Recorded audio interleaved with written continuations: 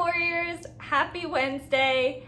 I am so excited for today's guest. She is a 2021 Josie Award winner and 3-time nominee for 2022.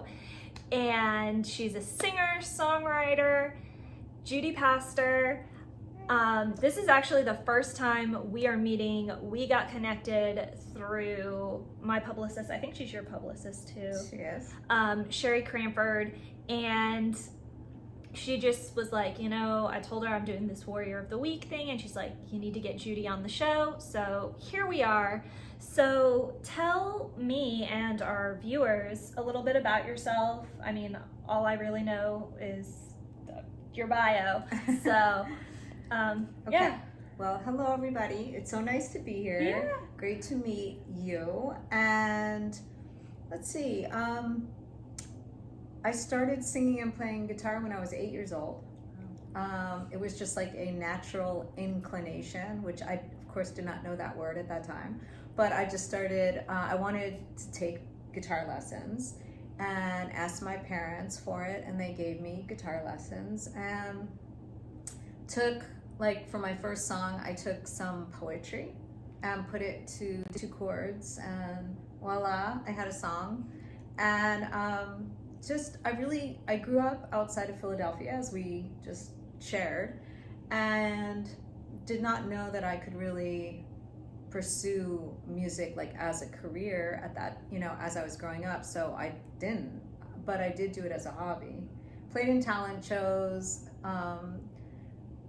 continued to write my own songs, and eventually got my first $100 playing actually at a private party in Arizona, and was sold on all my eggs in the music basket, because I was like, oh my goodness, I can do this. And little did I know that it was going to take a very long time after that to actually like hone my sound and move to Nashville and all of these things. But that's a little bit about me. Okay. Yeah. Have you, this is a mental health vlog, excuse me. So I always like to ask, have you had any experience with mental health or mental health issues or anything of that nature? Like doing music, like we were mentioning. Yeah. Yeah. So I worked for a company in Philadelphia for a good chunk of time before I moved to Nashville, called the Music Experience, and it was children's music. And so the owner of the company would send me into preschools and kindergarten. I did a couple classes, and eventually an opening came up for children with special needs, which I'm not a music therapist, so I never called myself that, but he sent me in. That was not one of the requirements. And I ended up having just a great experience with these children. They were all ages, and they had different special needs. Mm-hmm. So there was a lot going on in that class, or those classes. And they, the children would respond. What I did was I slowed down my regular children's music program. I just slowed it down, and that was the ticket into their hearts and their minds, and they loved it, and it was a great response, and so it was like a natural fit. Mm-hmm. And then I continued to do that, and then out of that grew one-on-one, just special music, I call it. Oh. And I've been doing that pretty steadily through the years now, so that's one. That's amazing. Mm-hmm. Yeah, I've worked with I actually, the first time I worked with special needs kids was this summer at VBS. Up until then, I had never worked with special needs kids, and it was just so great. Yeah. And just particularly, at least for me, I noticed them engage so much more when the music started. Yeah. It's, I like to say music is the universal language. Mm-hmm. and it just, touches, and kids that like had trouble speaking or anything like that, they could sing these songs and just dance. Mm-hmm. And as I said, it was VBS, and just to see them worship the Lord in that way was just so beautiful. Beautiful. Yeah. One of the other things Sherry, I was gonna say Cherie. Sherry told me is you work with the rescue mission. Can you talk about that a little bit? Yes, in fact, I will be there tonight. I go to the Nashville Rescue Mission about once every 4 to 6 weeks. They do, well, okay, there's a couple things going on there. One, it's like a huge mission. So they've got like the men's area and women that are just like people that come in for a short period of time. But they also offer a faith-based program there for recovery. And it can be like drugs, alcohol abuse. It's everything but recovery. And within that program, they offer it, supposedly, what I understand is that they offer it to everyone, but not everyone, does it. I go into the women's coffee house, and it's every Friday night. They have a different artist come in, and these women are ones in this recovery program. Okay. So I go in, I do some worship music, some covers. I do a lot of original music with them. You basically, I have freedom to, if I want to pray with them, I do. We chat, it's kind of, I just go into their living room basically, and share with them. Yeah. And that's how it goes, and I absolutely love doing it. I always get very, really like encouraged just to be able, it's just great to be able to give. Like, I play in a lot of music venues and do a lot of, not ministry type minded music. And so, although it's always like God is always in my heart and in my mind, no matter where I'm playing, but it's just different going in there and just like giving, feeling like you're giving, because really when you give that much, you're getting so much. So yeah. And are these, correct me if I'm wrong, are these women homeless, or are they for the moment they are. For the moment they are. Yeah, okay. Some of them have homes to go back to, but some of them have come from homes that they can't go back to. So it really depends. Yeah. I would venture to say serving in that mission, you come across a lot of people that have experienced trauma and mental health things. Oh yeah. And I think when you're in those situations, you yourself have to really be spiritually fit and mentally fit so that you can give and pour into these individuals. Can you speak to that a little bit? Sure. I don't really think about that like you're right, you do have to be. I do think that, but I don't think about it because like in my marriage, we do devotions, we're in the Word. So important. I have a favorite church that I watch all the time online. They're actually down in Tampa, Florida. That really feeds me. And, we pray, and I feel like I wouldn't do it if I didn't feel like I could, but I have it to give, and so I give it. Yeah. That's great. That's amazing. What, I'm sure being in the music industry, at least for me anyway, there's been a lot of no's, and that does play on the psyche, hearing no so much. Can you maybe speak to, because I know you and I talked about it off camera a little bit, first coming to town and kind of getting that water thrown in your face. Can you kind of speak on that a little bit? I know I'm jumping all over the place, that's fine. but I, when I think of a question, I'm like, let me just ask it, and we can circle back if we need to. Yes, absolutely. I think that, you always hear about like people moving here. There's such an influx, and then people moving out. And I think it works both ways. Once you get here, you figure out eventually, am I digging my heels in? Am I going to stay and pursue? what I came for? Is it going to change? You know, what's going to happen? And do I want to be here? And so many people don't really want to be here and they go. For me and for you, like what we just talked about, we want to be here. We love it. And, you know, I met my husband here. So that's like a part of, and he works at a music venue. So it's kind of like a part, everything is set for us, you know, everyone, you know, I mean, and when I say set for you, I mean, like the more that you tap into, for me, God and purpose, like, why am I here? What am I doing?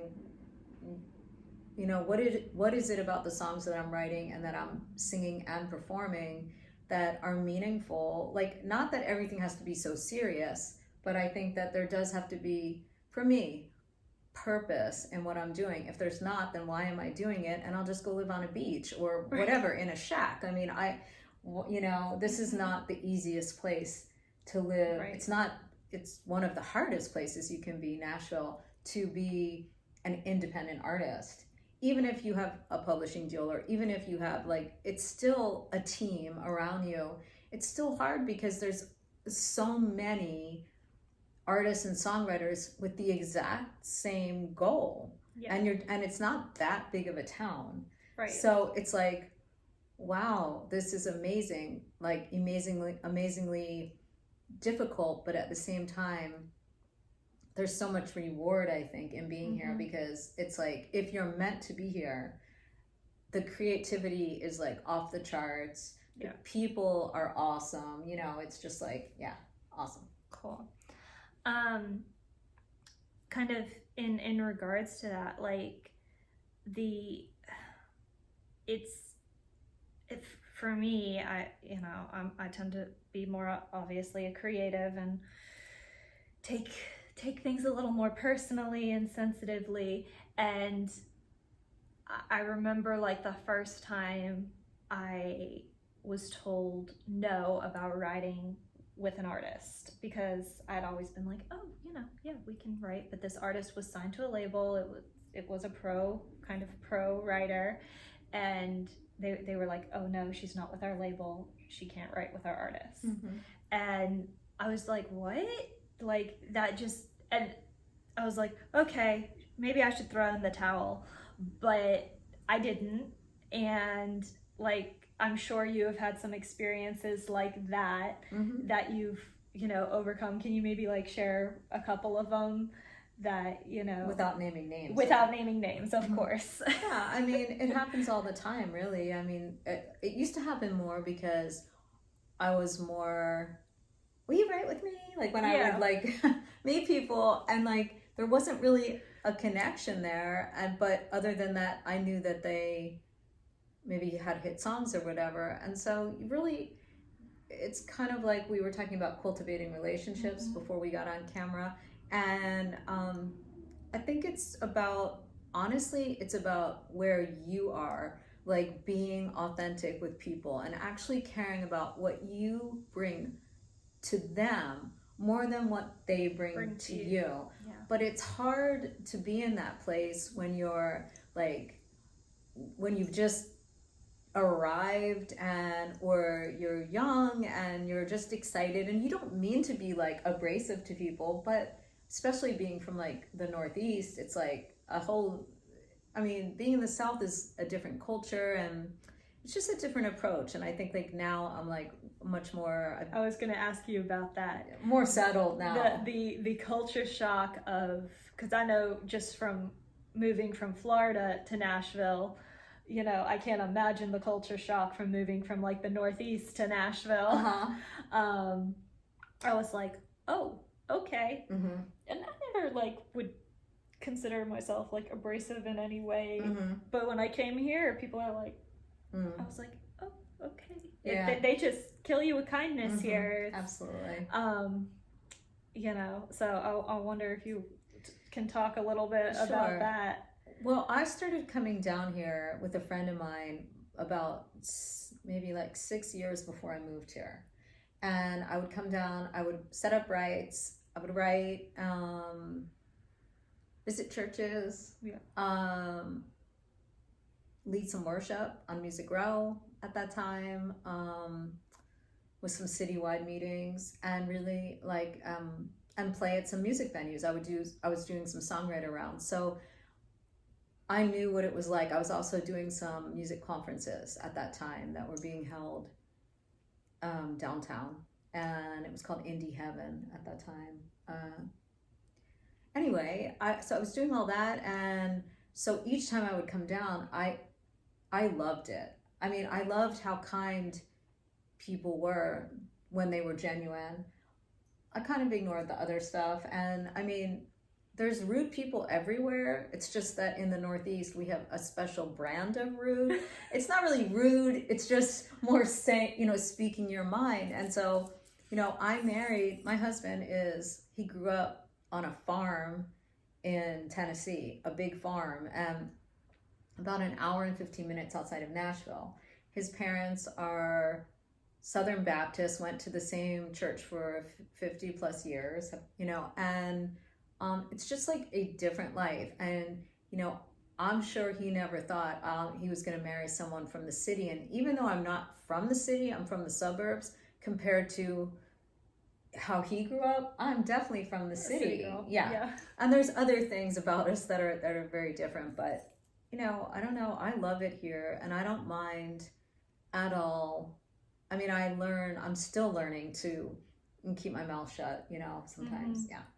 Yeah, sometimes it's better to just I totally interjected, but going back to the last question about some of those no's, because you were starting to tell the story and then I interjected. That's right. So I didn't want us to. Oh yeah, the no's. I just so I used to try to get with people that I hadn't really cultivated a relationship with, and so those were no's. Yeah. Which, as they should be. Yeah. But over time, you become friends with some hit writers, at least in my case, and get to write with people that have been really successful. Yeah, I've seen your bio and some of the names on that list. Oh my goodness. Yeah, it's been really wonderful like that, and but then other doors haven't opened up for me. So it's all relative. Some people could like look and be like, oh my gosh, but I look at other people like, oh, they're playing there, like not in Nashville, but like out of Nashville, and maybe some of the tours of some of my friends, and I'm like, open the door, please, God, please, but again, it's all relative to like what your purpose is, and just being mindful of like, be who you are. Don't worry. It's so hard not to worry, because it's always like you're always comparing, but particularly in this industry, I feel like, well, in life in general, but I feel like specifically in like the entertainment creative, I mean, there's such a pressure to like look a certain way, act a certain way. I mean, there's so much pressure. Even like the whole Instagram thing with the reels, like I don't know if did you get like your little notification about like they pay you for reels? No. Yeah, so eventually I haven't even done a reel yet. I don't even know how to do a reel.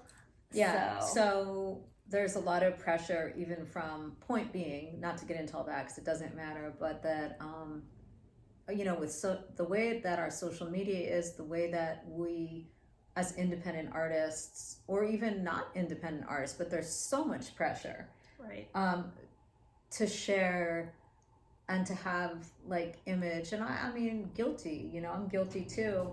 I try to be authentic. I want to be more authentic. Like, that is my goal, and it's been my goal since 2022. Like, I mean, before that, but I'm saying, I remember on New Year's Eve, I did a live stream on Instagram, and like, I'm like thinking to myself, my goal this year is to be more transparent to friends and fans, and make more friends and fans through that. So yeah. Well, that's awesome. I don't do lives because I'm like, nope, too many spaces for error, and I'm like, well, you do this though, so it seems like you could do. I probably could, but these I can edit if I need to. Oh, okay.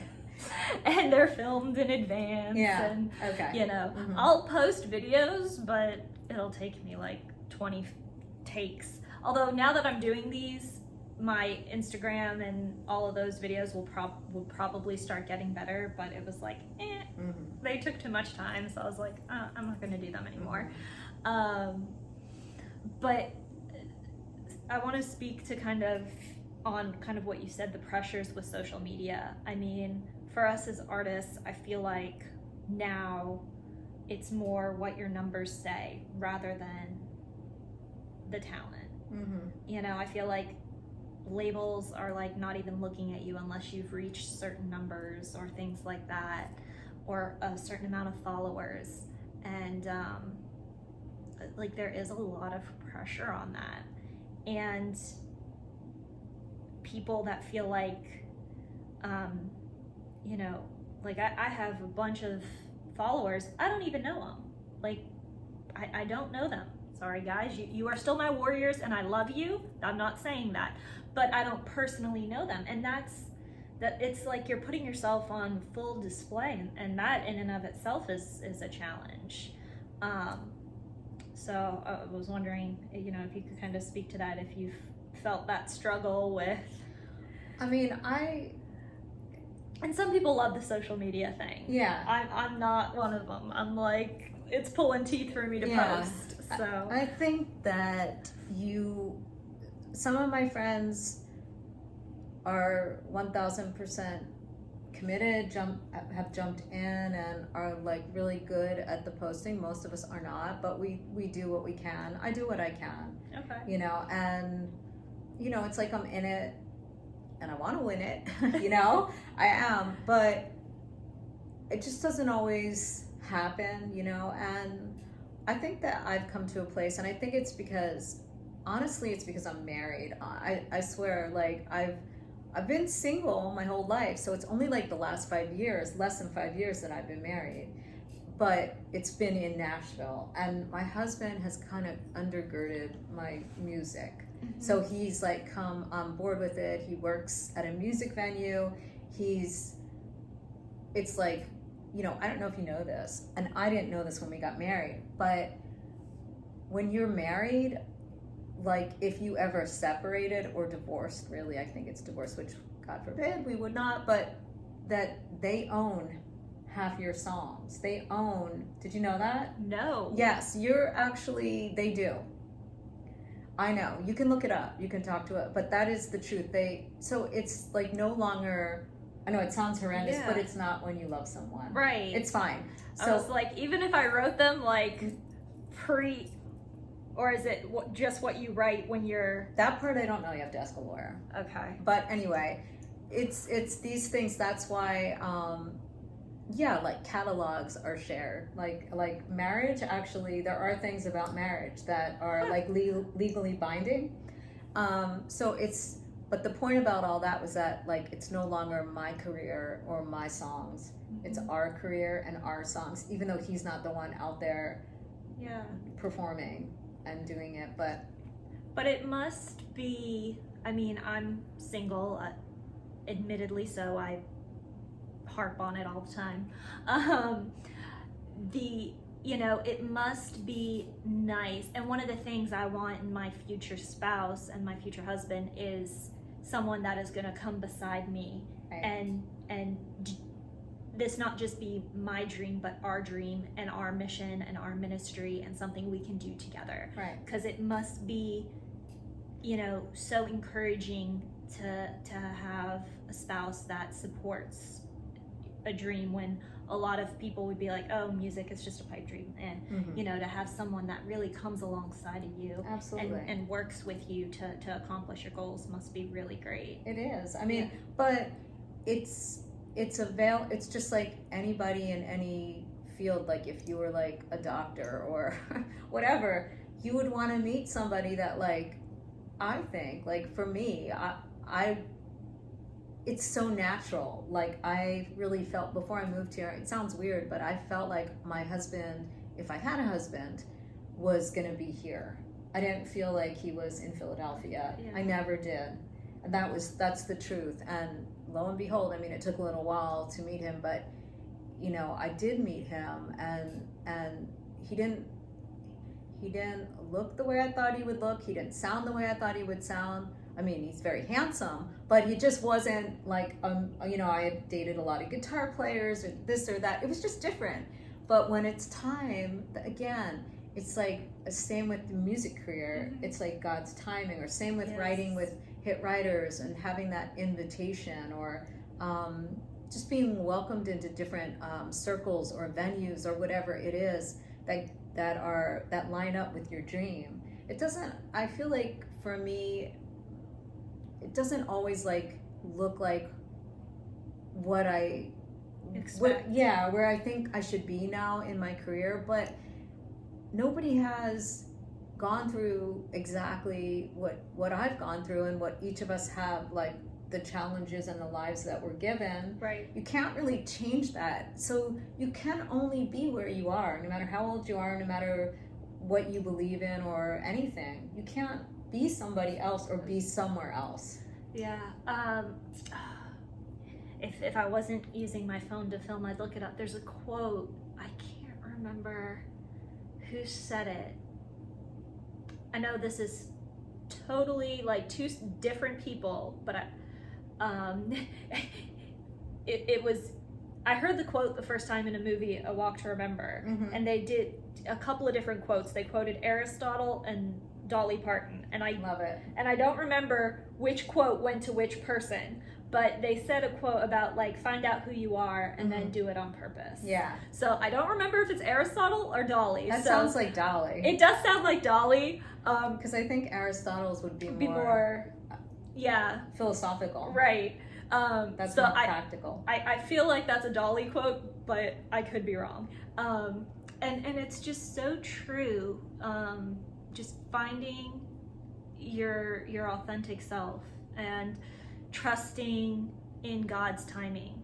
And this is a Christian channel, so I will say it till I'm blue in the face. God has a plan and a purpose for each and every one of you watching this. And if you are struggling, if you have heard no time and time again, you know, if you feel like you can't, you know, overcome your circumstances, you can. I mean, Judy has overcome some no's to get to where she is. I've overcome some no's to get to where I am. And as she said so beautifully, no one has your story. So don't be afraid to share it. Don't be afraid to own it. I cannot believe that we are just about out of time, just a couple more minutes. It flew by. So is there anything else that you want to share with our viewers? Is there any new music we can look for? Anything exciting on the horizon? Definitely. I mean, I've got a bunch of music out there on Spotify and Apple and YouTube. And I will put links to all of those in the description below. So yeah, so you can check out my music and see what I sound like. Kind of got like a folk Americana country sound, depending on the song and the band that's backing me. But yeah, definitely a singer-songwriter. So you'll hear songs. And I've got new music on the horizon. I just started working on finishing up. Well, I'm taking all the singles from 2021. There's 4, or three from 2021 that I'm going to include. 1 from 2022, and then add about 5 or 6 more. And there's voila, an album is coming out. I had hoped it would be before the end of 2022, but I don't think it's going to be. I mean, just to be honest, I think it's going to be 2023, but hopefully early in the year. Okay. And yeah, Judy Paster Music on Instagram. Yeah, I will put her links to her socials, website, all of that good stuff down in the description below. And as always, for those of you watching, listening, you matter, you are loved, and you are a warrior. Until next time, friends, bye. Bye.